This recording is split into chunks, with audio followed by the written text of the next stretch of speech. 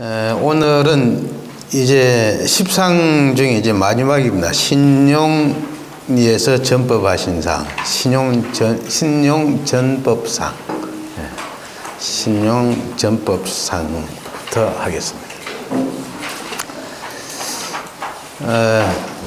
대종사님께서 이제 영산에서 대각을 하시고, 그리고 영산에서 대각하시고 난 다음에 저축조합하시고, 방언공사 하시고, 혈인기도까지 하시고 나서, 변산으로 가셔서, 변산에서는 법을 이제 짭니다. 법을 짜서 이제 교화를 할 수 있는 그러한 준비를 하시고 나서, 익산에 가서 정식으로 이제 법을 전합니다. 그래서, 신용전법상이라고 합니다. 변산에서 이제 익산시도로 이렇게 바뀌게 되는데, 그 바뀌게 하는 결정적인 역할을 하시는 분이 이제 두 분이 있습니다. 그분이 어떤 분이냐면 서동풍, 서중안 형제입니다. 원기 7년에 장적조 선생님의 인연으로 서동풍 선생이 소태한 대종사님을 찾아뵙습니다. 그리고 서동풍 선생이 자기 동생 서중안 선생을 원기 8년에 데리고 와서 대종사님께 인사를 시켜요. 그때 서중안 선생님이 대종사님과 서로 이제 사제의를 맺습니다. 스승과 제자의 인연을 이제 맺습니다. 맺고 나서 하룻밤을 자고 나서 서중안 선생이 사제의 일뿐만 아니라 부자의 일을 맺게 해달라고 이제 때를 쓰는 거예요. 그 대종사님 생각하니까 도저히 이것은 아닌 것 같아요. 나이가 내보다 10살이 더 많은데 10살이 많은 사람을 아들로 삼아달라고 그러니까 도저히 말이 안 되잖아요. 그래서 이제 그건 곤란하다 하고 이제 사양을 했습니다. 그런데 기록에 의하면 막 그냥 울면서까지 졸라댔다고 그럽니다. 그렇게 해서 할 수 없이 이제 부자의 일을 맺게 됩니다. 근데 실은 서중안 선생님 이전에 이미 그 이춘풍 선생님이 먼저 부자의 일을 맺은 적이 있습니다. 이춘문 선생은 누구냐 하면 향타원 이경순 선진님의 아버님이에요. 그러니까 정산종사님의 고종형이 됩니다. 그래서 지금 옛날에 이제 대종사님께서 익산에서 영산에서 변산으로 가실 때 항상 중간에서 종곡이라는 데서 하룻밤 주무시고 이렇게 갔어요. 그걸 지금 새로 작년에 이제 건축을 해서 종곡 유숙터라고 해서 집을 지었습니다. 대종사님께서 주무셨던 곳이죠. 거기에 이제 이춘부 선생이 경상도에서 이사를 와서 거기다 집을 짓고 계셨어요. 그분이 대종사님보다 15살이 더 많으신데 그때 부자의 일을 맺게 해달라고 그래가지고 먼저 맺었던 적이 있습니다. 그리고 그분들은 나이가 문제가 아니라 영혼적인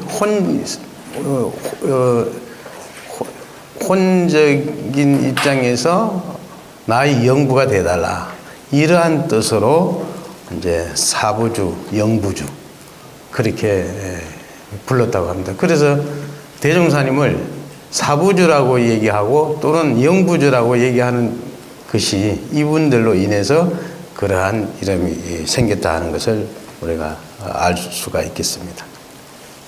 그리고 나서 서중안 선생님이 한 달 뒤에 당신의 부인 정세호를 데리고 와서 대종사님께 하선을 하시기를 종용을 합니다.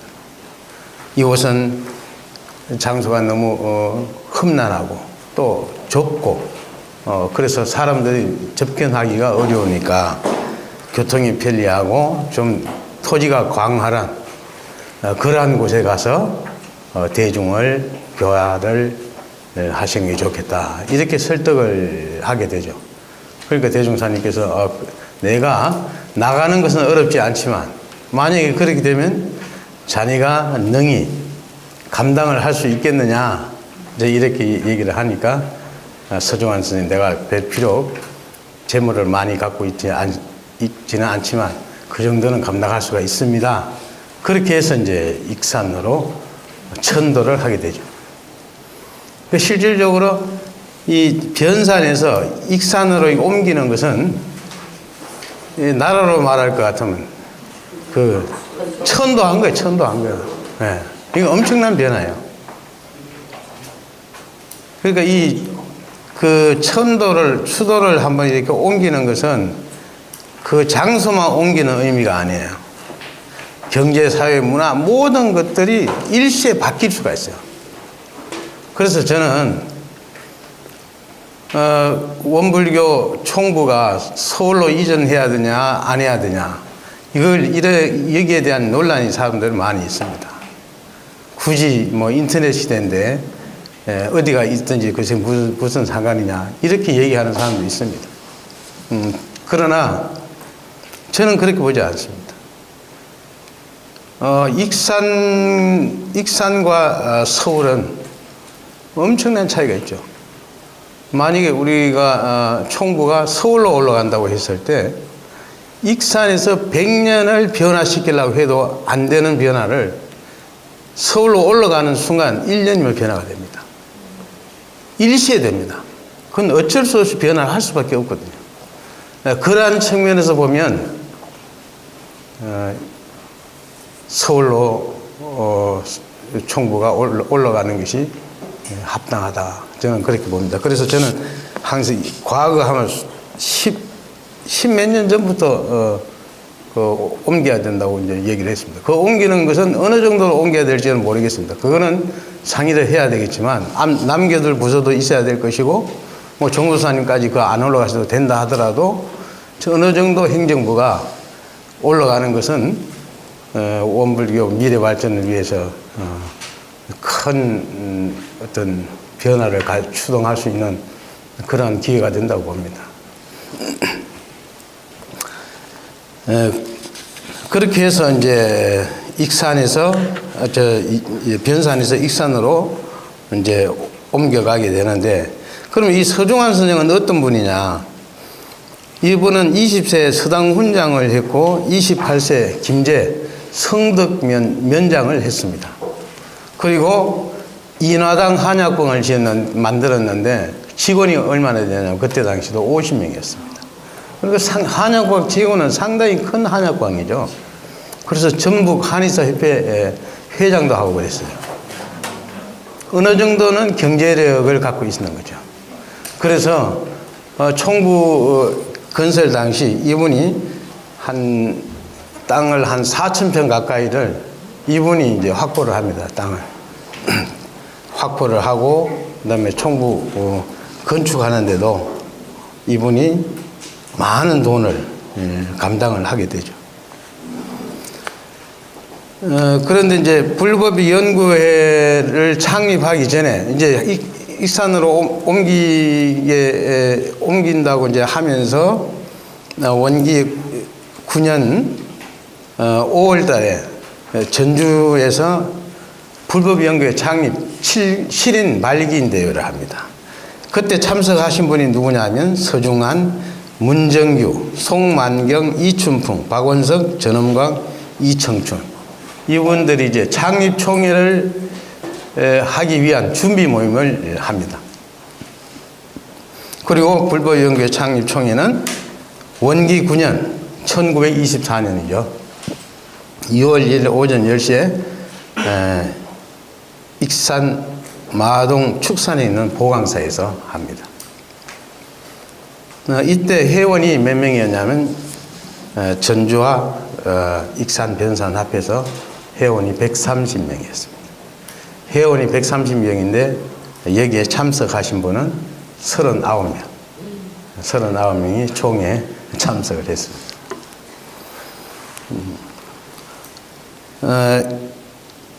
이 총회에 참석을 해서 이 총회가 좀 특이한 것은 뭐냐면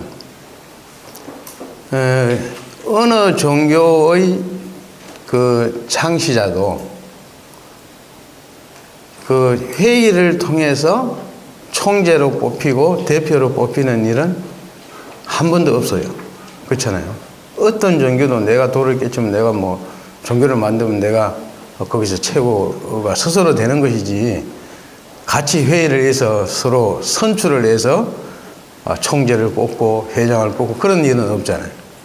근데 불법연구회는 원기 9년에 창립총회를 해서 거기서 대종사를 무엇로 뽑느냐?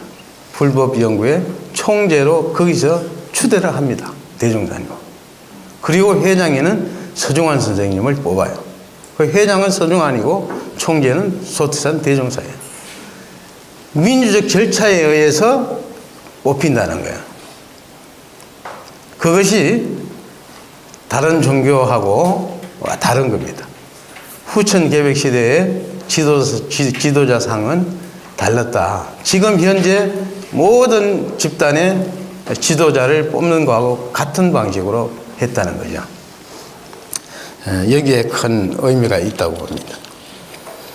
그리고 이제 총부를 건설하는데 총부 건설이 1924년 갑자년입니다.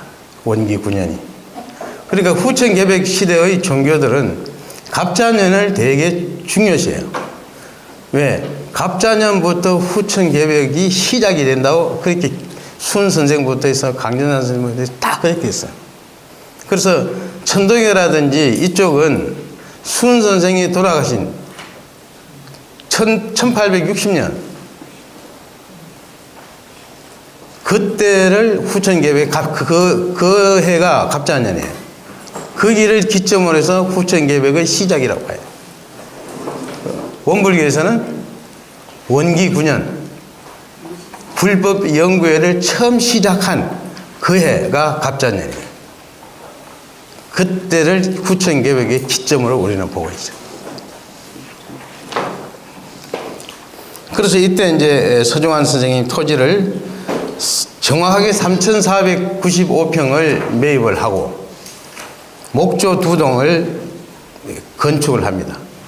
목조 2동을 건축하는데 17칸이 되죠. 이때 건축금이 한 1,400원 정도가 들었는데 그때 130명 회원들이 후원금으로 보내준 것이 한 200원 되고 각 800원 정도 되고 나머지 부족한 것은 또 서중환 선생이 다 됐다 이렇게 되어 있습니다. 그리고 원기 10년에 원기 9년에 창립총회를 하고 총부가 건설됐는데 1년이 된 뒤에 원기 10년에 정기훈련을 실시합니다. 그러니까 이 정기훈련의 역사가 상당히 오래된 겁니다. 원기 9년에 창립총회를 하고 그냥 겨우 본부를 건설하고 바로 이어서 정기훈련을 했다. 그래서 하선은 5월 6일부터 8월 6일까지, 동선은 11월 6일부터 2월 6일까지 정기훈련을 실시를 했습니다. 그리고 이제 익산으로 가서 이제 대중교화의 발판을 마련하게 되는데 대중교화를 하기 위해서는 뭐가 있어야 되냐면 교재가 필요합니다. 그렇죠? 교재가 없이는 대중교화를 할 수가 없습니다. 그런데 익산으로 오셔가지고 대중교화를 하기 위해서 교재를 발간을 하게 되는데 불법연구의 규약이 원기 12년 3월에 나오고 수양연구요론이 원기 12년 5월에 나오고 불법연구의 통치조단 규약이 원기 16년 7월에 나오고 보경 6대 요령이 원기 17년, 보경 3대 요령이 원기 19년, 조선불교 혁신론이 원기 20년. 익산시대에서 실질적으로 교재가 이때 다 발간이 됩니다. 그러니까 변산에서는 큰 줄기의 교리, 교강 그런 것만 일단 구상이 되어 있었고 실질적으로 책으로 발간하고 하는 것은 익산시대에 와서 구체적으로 이제 발간된다는 걸 우리가 알 수가 있습니다. 여기서 보경 6대 요령이라는 책이 있는데 이 책이 그 의미가 있는 것은 실질적 그 책으로서의 제대로 그 교재로서의 제대로 이렇게 갖춘 것은 보경 6대 요령이 처음입니다. 여기는 물질이 계획되니 정신을 계획하자. 개교표 처음 나오는 것이 보경 6대 요령이 있습니다. 그리고 이제 원기 14년에는 월말통신 창간호가 이렇게 만들어집니다. 분량은 한 20쪽인데 그때 몇 부를 발간했느냐? 5부를 발간했습니다. 5부. 월말통신 첫 발행한 거 5부. 거기에는 대종사님께서 법문하셨던 강자약자의 진화상 요법이라든지 뭐 갑동네 을동네 그 이야기라든지 이것을 대종사님께서 법문하신 내용을 거기다 실어서 이렇게 다른 사람이 볼 수 있도록 대중교화의 시도가 처음 되는 거죠. 그전에는 이런 것이 없었을 때는 대종사님께서 만났던 분들에 의해서만 거기서 말씀하시면 그분들만 알아들었어요. 다른 사람에게 전할 수가 없었어요. 그런데 월말통신이 만들어지면서 대종사님의 말씀을 그 자리에 안 계신 분들에게도 전할 수가 있었어요. 그래서 그런 면에서 대단히 큰 의미가 있었다 이런 생각을 합니다. 역시 이 수필은 거의 구타원 이공주 법사님께서 거의 다 수필을 했다 이렇게 보면 됩니다. 그리고 이제 총구를 건설하고 나니까 방죽을 파놓으면 고기가 이렇게 온다고 얘기를 하지 않습니까? 그와 같이 총구를 건설하고 나니까 많은 그 인재들이 몰려옵니다. 대표적인 인재가 누구냐 하면 박대환 선생님. 이분은 순천 사람인데 13살에 한시로 백일장에서 장원하신 분이에요. 그리고 일본에서 유학하고 3일 그 독립운동에 참가하고 그러한 저거로 중국을 망명했다가 또 3년간 옥도 치르고 이러신 분입니다. 대단하신 분이에요. 그 다음에 또 한 분은 유호일 선생이라고 이분은 그 5살에 한시를 지어서 신동으로 이렇게 불렸던 사람이고 23살에 유림 강요에서 주역을 강의할 정도로 이쪽이 그 유학 쪽에서는 대단히 실력이 있는 분으로 평이 나 있습니다. 이런 분들 그 다음에 이제 안희정 법사님이라고 있는데 안희정 법사님 같은 경우는 백양사 송만원 선생에게 출가를 했다가 어느 날 꿈을 꾸고 대종사님을 꿈에서 뵙고 불법연구회를 찾아와서 다시 출가를 하신 분입니다. 그리고 최도화의 아들 조갑종, 이제 원불교 불법연구회 2대 회장인 조갑종 선생이라든지 이공주 박창기 출가라든지 대산종사님 김대거 출가, 이러한 많은 인재들이 이제 익산시대에 와서 몰려오기 시작합니다. 자, 그리고 나서 이제 원기 20년에 총부의 대각전을 건축하게 됩니다.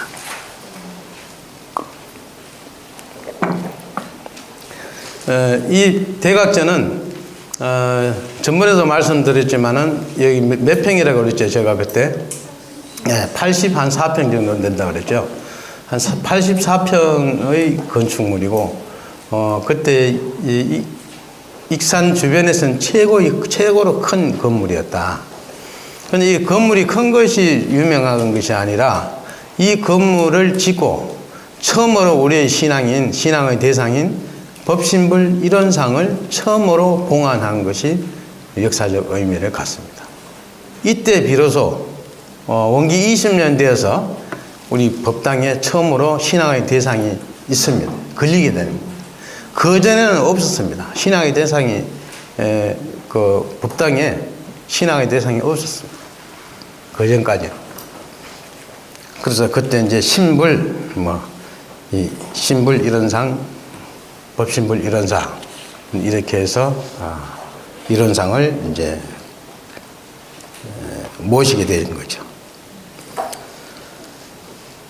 그리고 이제 이때 대종사님께서 그 묘하게 북위 38쪽, 우리나라 지금 북한 쪽 38도 이북 쪽은 좀 교화를 나중에 하지 말라고 그렇게 얘기를 했다고 합니다. 일본에도 파견되고 만주 목단강에도 교화를 잘했어요. 장적준 선생님 같은 경우는 가서 수백 명을 입교시키고 교화를 잘하고 평양에도 교화를 잘하고 했는데 나중에 그분들을 다 철수를 시킵니다. 더 이상 교화하지 마라. 그리고 교무 파견도 안 하고 철저하게 38 이북 쪽은 못하도록 그렇게 하셨답니다. 그러니까 아마 미리 뭐 유교나 이런 걸 이미 예상하고 계셨지 않나 그런 생각을 합니다. 그런데 이제 개성은 했어요. 근데 개성은 거기 한 300여 명, 360명 정도 그때 당시 신도가 있었는데 6.25 동란 때 그분들의 개성에 있는 분들이 다 이 남하를 하게 되죠. 서울 교도들은 개성교도입니다. 서울에 그때 교도 그리 많지 않았어요. 개성 사람들이 뭐 종로교당으로 해가지고 다 개성에서 오신 분들이 서울 교화의 그 뿌리였다. 그렇게 생각하면 됩니다. 그래서 1940년도에 통계해 보면 원불교 교도수가 1940년 해방 5년 전입니다. 그때 몇 명이었느냐? 그때 6천 명입니다. 6천 명. 네, 그때는 6천 명. 많은 숫자입니까?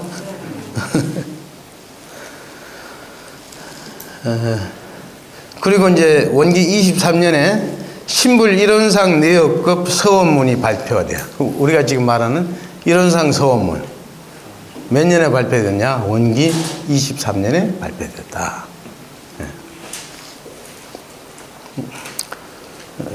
원기 23년 11월에 일원상 서원문이 발표됐는데 일원상 서원문 몇 자지요?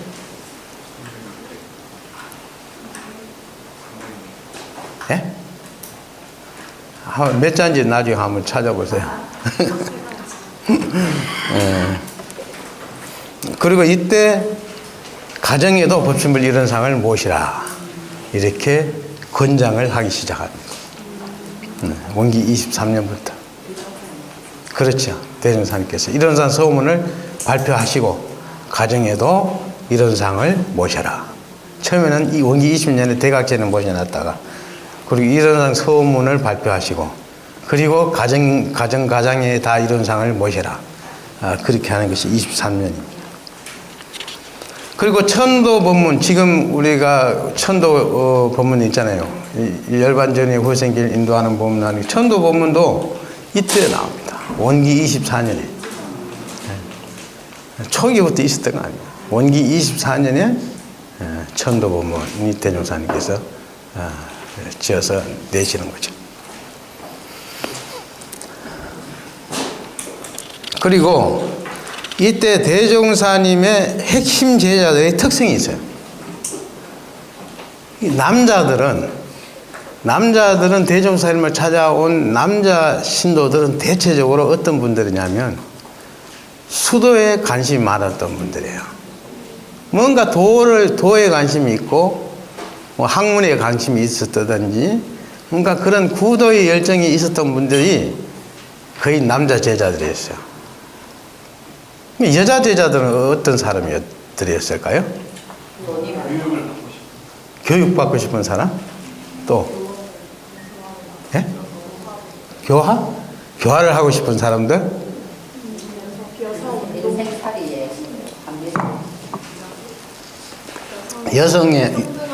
여성 평등을 주장하는 사람들? 예? 소박받은 사람들? 예. 실질적으로 그때만 하더라도 이 여성들이 이렇게 쉽게 이렇게 모임에 참석하고 그런 시대는 아니었잖아요. 그러니까 처음에 대종선 8인 제자를 구할 때 여자가 한 사람도 없잖아요. 그럼 그건 어쩔 수 없이 여자들을 가지고 산에 가가지고 기도시킬 수는 없잖아요. 그래서 그 정도로 여자는 활동이 제한됐던 시대였어요. 그런데 이 여자들의 그 대부분은 보면 마음에 상처가 많고 한이 많은 사람들을 제자로 받아들였어요. 그 이제 여성분들을 비하하는 건 아닙니다. 오해하지는 마시고. 근데 사실은 그랬어요. 한번 보면요. 특히 여자 정수의단은 전부가 과부가 아니면 뭐 소박받은 여자라든지 또는 첩실이라든지 화류계 출신이라든지 이런 분들이 그 여자 구인 제자들 실질적으로 일타원 박사씨와 선지님은 이분은 과부였어요. 그 다음에 이타원 장적조 이분은 결혼을 했다가 도망 나갔어요. 혼자 살기 어려우니까 그냥 집을 떠나버린 사람. 그 다음에 3타원 최다도 가출녀예요. 네. 그 다음에 4타원 이원화도 과부. 5타원 이청춘은 기생 출신이고 전주의 유명한 기생 출신이에요. 이청춘. 그 대종경 법문에도 있잖아요. 기생들이 출입하니까 이게 신성한 도량에 저분들 출입하는 것을 못하게 해야 되냐 이렇게 할 때 대종사님께서 뭐라 그래요? 그 사람들이 진짜 구원의 대상이라고 얘기를 하잖아요. 그 다음에 6타원 이동진아니 왕족 출신이죠. 왕족의 첩입니다. 그리고 7타원 정세월님은 서중환 선생님의 후처예요. 그분도 본처가 있었어요. 그 다음에 8타원 항정신행 법사님도 후처입니다. 강익한 선생의 후처예요. 강익한 선생은 그 서울에서 6대 거부 중에 한 사람이었어요. 그리고 이제 9타원 이공주 법사님도 역시 과보잖아요. 실제 드러내기 조금 곤란한 그런 거지만 실제는 사실입니다. 이제 여러분 정도는 이 정도는 소화를 할 수 있기 때문에 제가 말씀드리는 거예요. 처음 오신 분인데 이 얘기하면 신심이 떨어질 수가 있어요. 근데 숨길 수 없는 사실이다. 그런데 이것을 부끄럽게 생각할 필요가 없습니다. 오히려 자랑스럽게 생각해야 되고 떳떳하게 생각해야 돼요. 과거 모든 성자들도 보면 예수님께서 이런 얘기를 했습니다. 건강한 자에게는 의원이 쓸데가 없고 병든 자에게라야 쓸데있나니 내가 의인을 부르러 온 것이 아니라 죄인을 회개시키러 왔느니라. 예수님의 입장에서는 그 죄인을 회개시키는 것이 구원의 대상이에요. 건강하고 잘 사는 사람들 구원시킬 이유가 없잖아요. 그게 맞잖아요. 정산 선생님도 뭐라고 했냐면 부귀한 자가 빈천을 즐기지 아니하며 강강한 자가 유약을 즐기지 아니하며 지혜로운 자가 어리석임을 즐기지 아니하나니 그러므로 빈천하고 병들고 어리석은 자가 내 사람이니라. 대순종이 그렇게 했어요. 그러니까 성자들의 본질은 다 똑같아. 대종사님도 역시 그러한 마음이시다. 그 당시 그 여성이라는 것은 지금의 여성이 아니잖아요. 그야말로 학대받고 천대받고 가장 밑바닥이잖아요. 여성 자체가 남성에 비해서 밑바닥이에요. 그 남성의 종같이 그렇게 살았던 시대잖아요. 거기서 과부라든지 첩이라든지 소실은 거기서 또 한참 밑바닥이에요. 그러면 가장 핍박받고 가장 밑에 있는 사람들을 데려다가 정말 괴가 천선을 시키는 거잖아요. 응? 1등 국민으로 만드는 것이고 1등 불보살로 만드는 거잖아요. 얼마나 장한 일을 하시냐고요. 저 같은 사람들 같으면 그런 사람보다 돈 많은 사람, 권세 있는 사람, 이런 사람들을 구인 제자로 맞이하죠. 그렇게 구인 제자를 맞이한 성현이 있었고 정말 천한 사람들만 다 모아가지고 구인 제자를 맞이한 사람이 있었다고 했을 때 우리는 누가 더 정말 훌륭하신 분이냐고 우리가 생각하겠어요. 후자가 아니겠어요? 그래서 이것은 우리가 떳떳하게 생각해야 되고 정말 자랑스럽게 생각해야 된다. 그런 생각을 합니다. 그리고 이제 계미년, 이제 마지막이죠. 계미년의 열반하신상. 이때는 왜 이제 그 열반 전후의 어떤 그 사정을 함께 좀 이해를 하셔야 좀 여러분들이 대종사님의 열반상에 대해서 좀 더 그 이해를 할 수 있기 때문에 전후 사정을 좀 살펴보도록 하겠습니다. 이때는 정말로 일제의 탄압은 극에 달했습니다. 아주 혹독한 그 시대의 상황이었습니다. 원기 22년 1937년 되면은 일제가 무엇을 발표하게 되면 일본과 조선은 하나다. 내선 일제 사상을 발표를 합니다. 일본하고는 조선은 두 나라가 아니고 한 나라다. 그렇게 하면서 모든 사상과 이런 것들을 다 이렇게 통제를 하는 거예요. 그때 대표적인 것이 황국 신민서사를 낭독하게 합니다.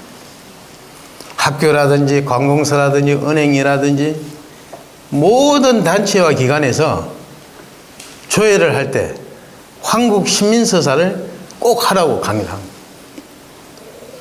불법연구에도 예외는 아니었어요. 불법연구에서 예외를 볼 때 황국 신민서사를 해라. 그렇게 지시가 내려온 거죠. 그럼 황국 신민서사의 내용이 뭐냐 하면 세 가지로 되어 있는데 우리는 황국 시민이다. 충성으로서 군국에 보답하리라. 우리는 우리 황국 시민은 신에 협력하여 단결을 굳게 하련다. 셋째, 우리 황국 시민은 인고 단련하여 힘을 길러 황도를 선양하리라. 그래가지고 일본 천황과 일본의 충성을 다하도록 강요한 그 내용이에요. 법회 전에 이걸 낭송을 해야 돼. 그래서 부패에서 했어요. 대종사님께서는 한 번도 이 자리에 참석하지 않으셨어요. 다 끝나면 다 그냥 들었을 때 조실해서 이거 다 끝나고 나면 들어가셨어요. 이거 하지 않을 수는 없고 당신이 이걸 할 수는 없고 그러니까 상당히 대종사님께서는 전번 시간에도 말씀드렸지만 상당히 유연하게 대처하셨지만 결정적인 순간에 매우 단호하게 거절하셨어요. 당신은 한 번도 참석하지 않았어요. 이때 이제 신사참배도 강조하게 되고 조선어 과목은 다 폐지해버리고 양역 시행도 이때 원기 23년에 음력 다 없애고 양력을 하라 이렇게 하게 됩니다. 이때 민족 언론사 조선일보, 동아일보 이런 것들 다 스스로 자진 폐간하는 것으로 해가지고 원기 25년은 싹 없애버려요. 그럼 원불교는 그러면 창시개명을 어떻게 했느냐? 창시개명을 하라니까 일본 그 이름으로 다 바꾸라 그러는 거예요. 조선 사람들. 그러니까 원불교에서 하지 않을 수는 없었어요. 그러니까 대종사님께서 이제 묘안을 짜서 원불교 신도들은 다 성을 일원으로 해라. 일원으로 붙여가지고 대종사님은 일원종사, 정산종사님은 일원광, 대산종사님은 일원대거, 전원광 선생은 일원엄광. 제가 그 시대에 있었으면 일원성합 이랬겠죠. 그러니까 창씨 개명은 했지만 사실은 일본 말로 바꾼 것이 아니라 우리 일원으로 바꾼 거예요. 원불교 일원으로. 그러니까 사실은 뭐 내용적으로는 전혀 바뀐 거 아니죠. 이렇게 해서 유연하게 해서 이제 넘어간 거죠. 그리고 한때는 이때 워낙 이제 대종사님께서 일제로부터 많은 그때 이제 이 일제에서는 조선 말기에 어떤 그 시도를 했냐면 이제 불교를 황도 불교화하려고 전체 불교를 이제 이거 일본에 일본을 그 나라든지 또는 황제에게 충성하는 그러한 사이비 불교를 만들려고 노력을 많이 했어요. 그걸 황도불교화라고 하는데, 그래서 한 번은 대종사님께 그 찾아와서 이런 제안을 해요. 일본 관원이 찾아와가지고 조선 불교를 총합해서 선생님께서 그 일을 맡아주시면 좋겠습니다. 황도불교 하는데 그 조선 불교 전체 통합해서 당신이 그 대장을 좀 맡아달라 이거예요. 그러니까 대종사님께서 그때 뭐라고 하시냐면, 이거 내가 뭘 압니까? 그냥 백성은 위에서 시키는 대로만 하면 되니 나는 시키는 대로 잘 따라가겠습니다. 이렇게 이것을 3번 하는 거예요. 3번 하고 또 절하고 3번 하고 절하고 이렇게 하는 거예요. 그러니까 사실은 그 질문에 답은 아니잖아요. 질문에 답을 안 하는 거예요.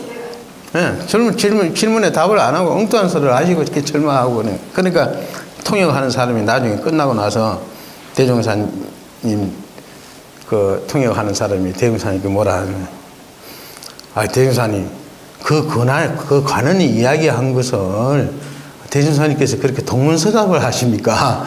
이렇게 질문을 했대요. 그러니까 종보사님께서 대종사님께서 말씀하시기를 너가 종보사 해라. 너가 종보사 해라. 그러면서 지견이 못 미치면 별 수 없다. 그러니까 이제 왜 그렇게 했는지 모르는 거지. 그게 제대로 얘기를 하면 그거 한다 하겠어요? 안 한다 하겠어요? 한다 해도 안 되고 안 한다 해도 안 되는 거예요. 그럴 때는 대종사님께서 좀 바보처럼 그냥 해버린 거예요. 그래서 그때 나온 그 법문에 보면 천하농판이라는 것이 있어요. 천하농판. 농판이란 그것은 뭐냐면 천하멍청이라는 얘기가 농판이에요. 전라도 말로는 농판이 멍청이래요. 멍청이가 농판이에요. 그 천하농판이라는 그 노래를 대종사님이 지었잖아요. 그 가사가 집에 들면 노복 같고 덜에 나면 농부같이, 산에 나면 목동 같고 길에 나면 고로 같고 그런저런 공부하여 천하농판 되어보소. 천하농판 되는 사람 뜻이 있게 하고 보면 천하제일 아니던가. 그러니까 그게 맞게 때론 상황에 맞게 그냥 그렇게 해도 농판같이 고로같이 고로는 종 같은 거예요. 그렇게 목동같이 그렇게 살지만 뜻이 있게 하고 보면 그 사람이 천하제일 된다. 그 시대 상황에 맞게끔 처신을 잘해라. 이런 뜻도 그게 포함되어 있다. 그리고 한 번은 이제 이 일본 그 조선 총독부에서 대종사님을 그때 이 황도불교를 계속 시도하면서 대종사님을 이제 일본에 가서 천황을 배할하라고 하는 거예요. 계속 강요를 하는 거예요. 그러니까 그 강요에 못 이겨서 어쩔 수 없이 이제 일본으로 도의를 준비를 합니다. 그래서 대종사님 그 사진 중에서 유일하게 일본 군복장을 입고 사진 찍은 게 하나 있죠. 일본 군복 입고 사진 찍은 게 있어요. 그래서 저는 그걸 볼 때마다 그랬어요. 왜 이 옷을 입고 대종사님께서 이 사진을 찍었을까 궁금했거든요. 사실은 좀 상당히 엉뚱하잖아요. 국민복을 입어야 할 이유가 없는데 이걸 입고 어떻게 사진을 찍었지 했는데 사실 이때 찍은 거예요. 그 찍고 박창기 선생하고 둘이 이제 같이 부산으로 가요. 기념사진 찍고 부산으로 내려가서 도의를 준비한다고 해요. 그 가셔가지고는 계속 눈병이 났다고 해서 계속 앉을 때는 치료한다고 잘피 미루는 거예요. 계속. 그러다 보니까 이제 일본 측에서도 저쪽에 그 천황 그쪽에서도 뭔 일이 생겨가지고 그 도의를 하지 말고 취소해라 이런 기별이 오게 돼서 거의 일본을 가지 않습니다. 그러한 순간들이 보면 아슬아슬하잖아요. 만약에 그때 일본 갔으면 어떻게 되겠어요? 대종사님께서 일본 가셨으면 어떻게 되겠어요? 네. 일본 가셨으면 오늘날 불법 연계에는 존재할 수도 없어요. 그런데 그것은 정산종사님도 이거 말년에 그러한 것을 겪게 됩니다. 그 이제 그 일본에서 계속 황도불교화 하려고 계속 노력을 해요. 그때 당시 실무 책임자가 누구냐면 박장식 선지님이었어요. 근데 그 실무자들은 계속 같이 만나야 되니까 계속 만나다 보니까 이제 긍정적으로 뭐 이야기도 들어주고 이렇게 하니까 그쪽에서는 계속 이제 우리 이제 총구에다 간판을 불교 연맹에 어떤 소속되는 간판을 갖다 붙이려고 계속해요. 그런데 정산종사님께서 그 박창식 선생을 갑자기 불러가지고 그 인사 이동을 시켜버립니다. 그러니까 그동안에 계속 그분들이 박창식 선생 총무부장하고 얘기가 됐는데 갑자기 이 사람을 인사 이동 시켜버리는 거야. 그러니까 백지 상태가 돼버릴 거 아니에요. 그리고 거기에 당신의 동생 송도선 주산존상님을 총무부장 시켜버려요. 그래서 그 공간이 좀 이렇게 여백이 있을 때 정산존상 어디로 가냐? 부산으로 내려가죠. 부산으로 내려가셔가지고 이쪽에서 계속 도장 찍어달라고 총구에 와가지고 압박을 하는데 종무사님께서 아직 안 오셔서 찍을 수가 없는 거예요. 차일피일 미루다가 그 딱 종무사님께서 정산존사님께서 열차 타고 올라오는 도중에 해방되어 버렸잖아요. 그래가지고 묘면 하는 거예요. 이거 보면 아슬아슬해요. 그러니까 정산종사님도 그 정도는 알고 계시다는 거죠. 대종사님도 아셨겠지만. 그렇게 해서 그 순간순간을 이 모면해 오는 거 보면 아슬아슬했다. 우리가 지금 생각할 때는 뭐 이렇게 했겠지 이러겠지만 그 순간에 이거 살아온 사람들의 입장에서는 정말로 어려운 시기를 겪었다 하는 것을 우리가 알아야 됩니다. 원기 21년에 조선 총독부에서는 유사종교 해산령을 발표를 하게 됩니다. 민족적 색채가 있는 종교는 범과 유무를 떠나서 엄중히 탄압 지도한다는 내용이에요. 유사종교 해산령. 원불교는 유사종교에 포함이 되는 거예요. 원불교. 그때 기독교, 불교 여기 외에는 모든 건 다 유사종교로 취급을 했어요. 이때 많은 유사종교들이 해체가 되고 해산이 되는데 대종교 교주 간부 연행이 1942년에 발생을 하고 기독교 성결교가 해체가 되고 1941년도 성공회가 1942년도에 해체되고 안식교가 1943년에 다 해체가 됩니다. 그리고 보천교 교주 차경석이 차경석을 독살시킵니다. 그리고 보천교를 강제 해산을 다 시킵니다. 그럼 이때 보천교의 위세는 어떠했느냐? 제가 전번에도 말씀드린 그 600만 신도를 갖고 있는 그 종교단체였어요. 정업 입안에 말이죠. 1만 평 부지에 5년간 목공만 연인은 7,000명을 동원해가지고 견편 350평에 높이 30m, 경복궁의 건정전보다 훨씬 높고 화려한 11전을 건축을 하고 광화문을 능가하는 보화문을 사시로 지었다. 실질적으로 입안에 그러한 건축을 지어가지고 한 종교 마을을 형성을 했어요. 그때 당시요. 그렇죠. 신앙촌이죠. 그리고 그리고 무곡도를 했던 조철제는 그보다 더한 것이 연인은 12만 명을 동원해서 정업태인에 19개 동 120칸의 방대한 도장을 3년간 건축한 시설을 가지고 있었어요. 그런데 그것을 다 해체시켜버린 거예요. 건물 다 얼어버렸어요. 그래가지고 그 건물을 가지고 서울로 가서 뭐 경복궁 짓는데도 뭐 석가래로 썼다, 무슨 지금 조계사 짓는데 대들보로 썼다 그랬어요. 근데 이 건물 이 목재가 얼마나 좋은 목재냐면 이 백두산에서 몇 년간 이렇게 바다에다 절였다가 배로 해가지고 가져와서 정읍에서 지었다. 옛날 정산교 그 사진을 보면 옛날 그 건물이 보여요. 근데 그야말로 진짜 대궐집으로 큰 시내를 줬어요. 이때 해산령 이것 때 유사종교 해산령 이거 강제로 다 철거시키고. 이랬을 때 불법 연구에도 얼마나 불안했겠어요. 우리는 그때 6,000명밖에 신도 6,000명밖에 안 돼. 600만 신도가 있는 것도 다 하루 아침에 없어버렸는데. 그래서 이때 불법 연구회를 도와준 사람이 있습니다. 그분이 누구냐 하면 우에노 순례이 선사라는 분인데 일본 조동정계의 선사입니다. 이분은 당시 조동정 최고의 실력자이자 총독부 고문이기도 했습니다. 그런데 김태업 스님이 우에노 순례를 모시고 와서 대종사님께 소개를 시켜요.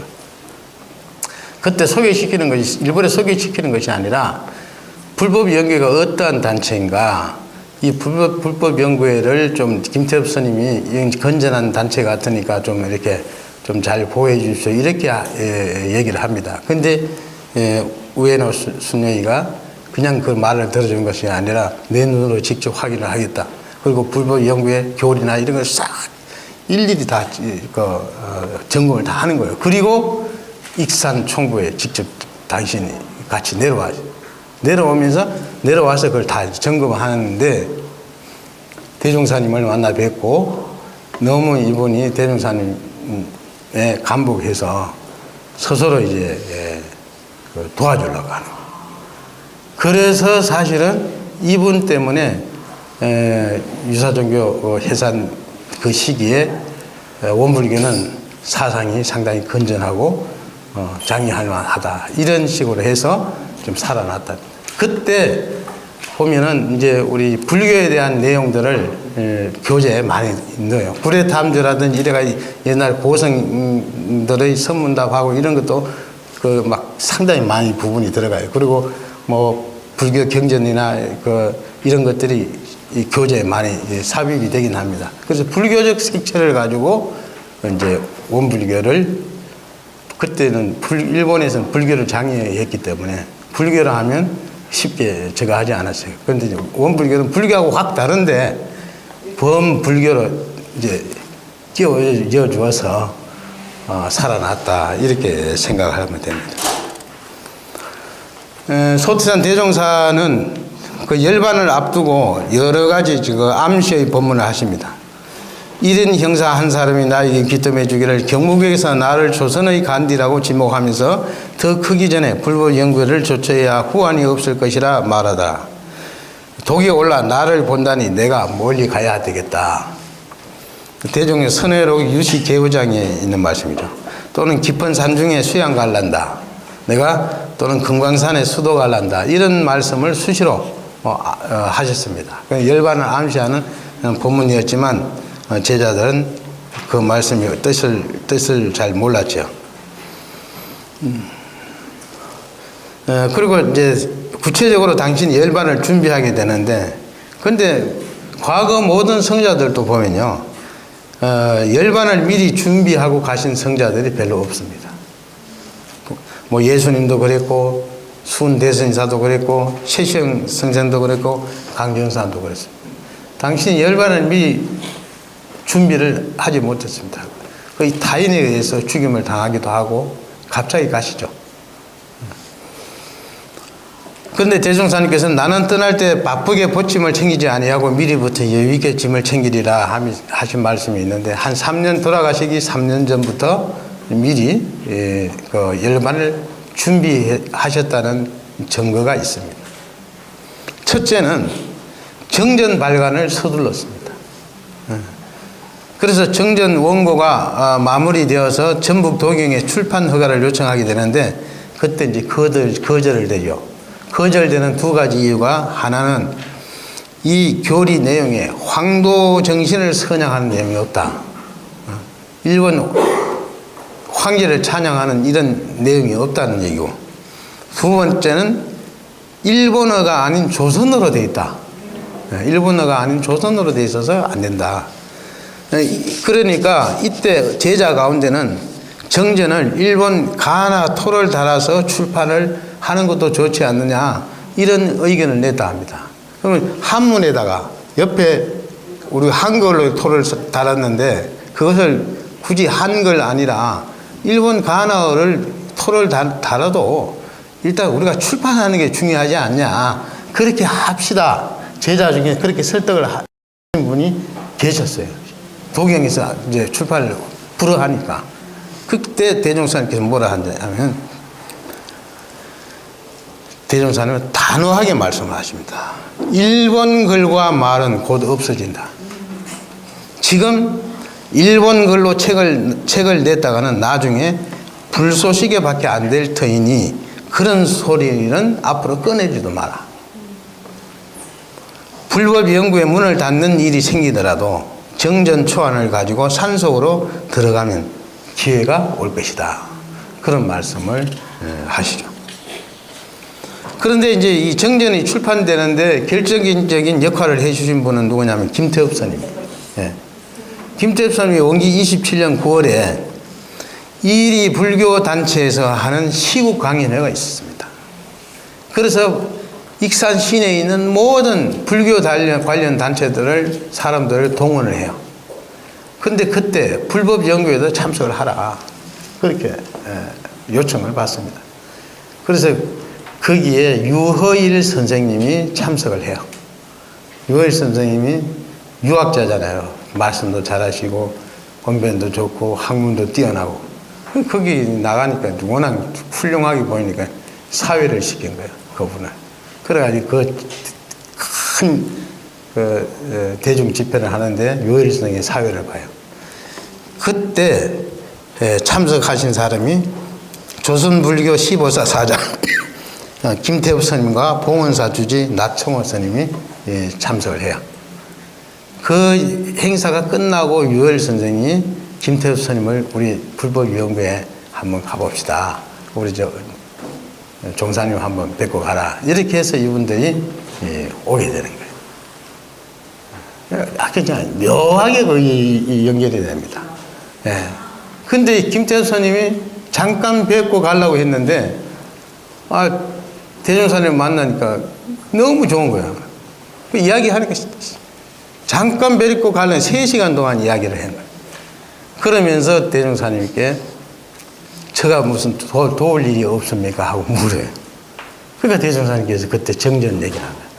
야, 도경에다 이렇게 책을 발견하려고 도경이 했더니까 안 해준다. 이것 좀 도와달라. 그렇게 하니까 내가 한번 연구를 해보겠습니다. 그렇게 해가지고 이분이 도와주기를 합니다. 그러니까 전북 도경이 절대 모르게 저쪽 이제 경기도 쪽으로 해가지고 이분이 이제 불교 정전을 나올 수 있도록 이제 도와주는데 이제 두 가지 조건을 붙이죠.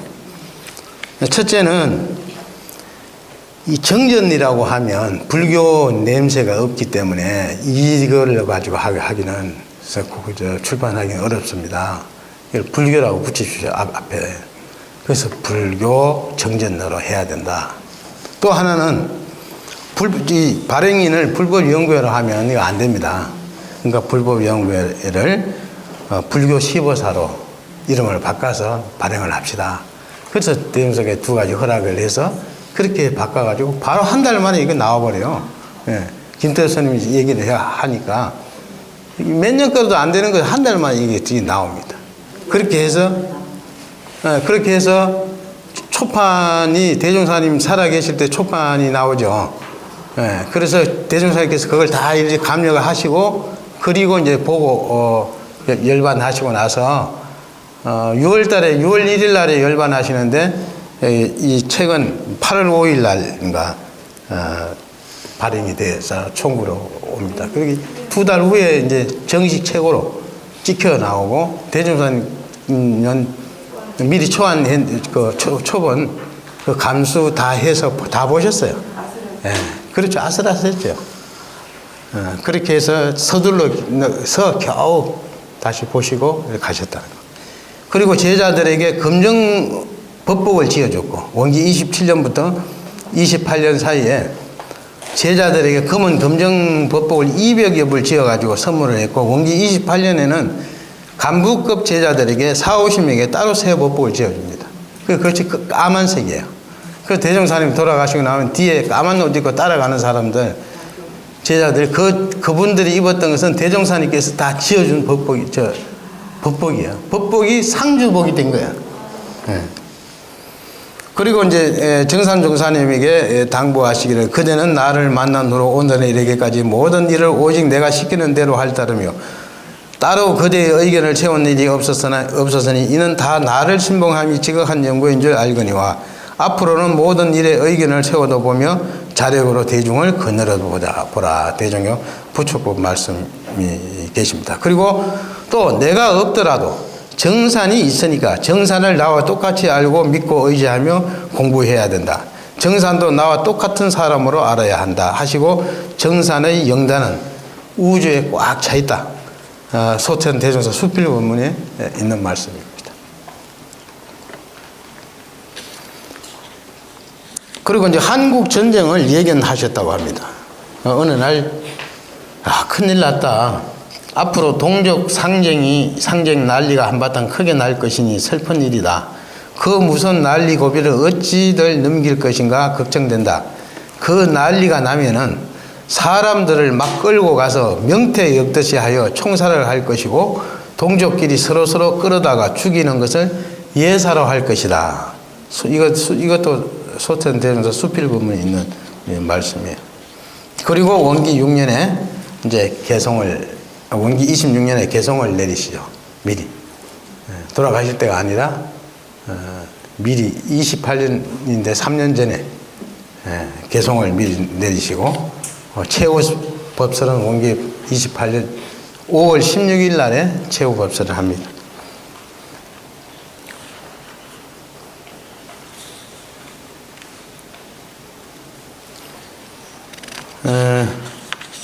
그리고 발병에서 이제 열반까지 상황을 잠깐 말씀드리면 원기 28년 5월 16일 날에 이제 설법을 하시죠. 설법을 끝나고 가셔서 조실에서 상추채 쌈을 싸서 점심을 드시고 나서 가슴이 좀 아프다고 그렇게 말씀을 하셔서 그때부터 이제 발병이 시작이 됩니다. 그리고 나서 일이 병원에 가시는 것은 한 10여일 후에 11일이 되는 날 5월 27일 날 이제 이리병원에 입원을 하게 됩니다. 입원하고 나서 황희천이라는 그 순사가 마지막 문병을 하게 돼요. 돌아가시 직전에. 그러니까 이제 황희천 선생이 가서 이제 대종사를 뵈니까 대종사님께서 의자에 앉아 계시는데 반가워하시면서 이렇게 말씀을 하시더래요. 그 2021 년에 경찰서에서 무슨 회의를 했다는데 그 내용이 어떤 내용이어서 하고 물으시더라. 그러니까 이번에는 뭐 불법 연구의 이야기는 별로 없고요. 뭐 전쟁에 부지런히 나가고 뭐 돈도 잘 내고 군자금도 잘 내서 그렇게 총동원해서 하라고 그런 등등의 이야기를 했습니다 하고 대답을 하니까 그렇게 하고 이 황희천 선생이 보니까 대종사님께서 아픈 사람 같지도 않더라는 거예요. 그래가지고 종사님 뭐 아프시다고 하시더만 뭐 깨병이시구만요 이렇게 얘기를 했다는 거예요. 그러니까 이제 대종사님께서 저 멍청이 봐라 금방 죽을 사람 보고 깨병한다고 그러네 그러셨다는 거예요. 그리고 황희천 선생이 거기서 나와서 일이 그 경찰서하고 거리는 200m 내지 300m예요. 이 300m 거리로 와서 경찰서 딱 들어가니까 전화가 와가지고 열받으셨다는 소리가 들린 거예요. 그러니까 열반 직전까지도 대종사님은 참 그 의식이 아주 분명하고 그리고 또 불법 연구에 그 순간까지도 걱정하시고 물어보시고 그랬다 하는 것을 우리가 알 수가 있습니다.